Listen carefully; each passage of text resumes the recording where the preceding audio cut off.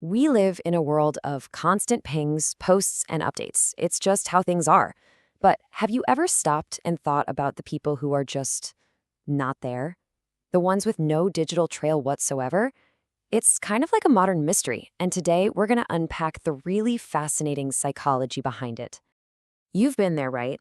You meet someone, they seem cool, you go to look them up later, and poof, nothing.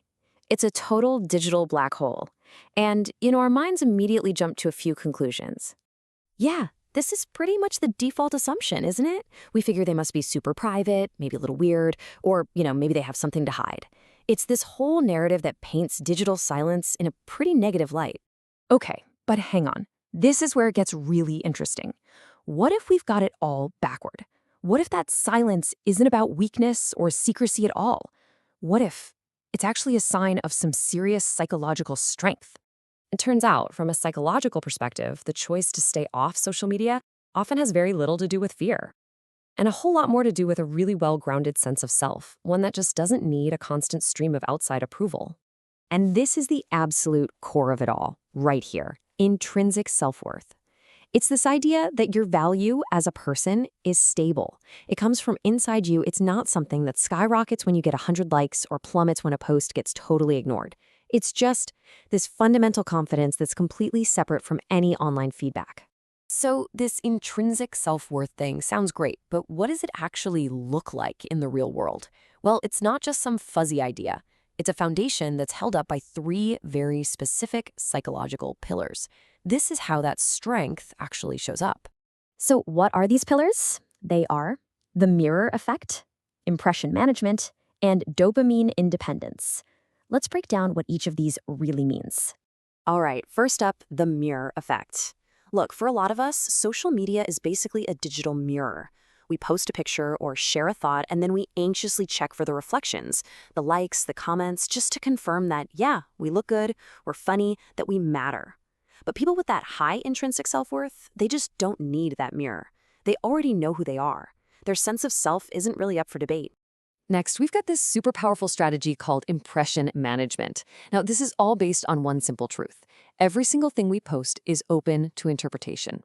I mean, think about it. You post an amazing vacation photo. To you, it's a happy memory. To someone else, you might be showing off, or maybe they think you're escaping an unhappy life. See?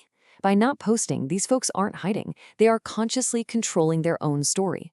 They hold on to their power by not giving people endless data points to pick apart and misinterpret. And that leads us to our third and final pillar, dopamine independence. You know that little buzz you get from a notification?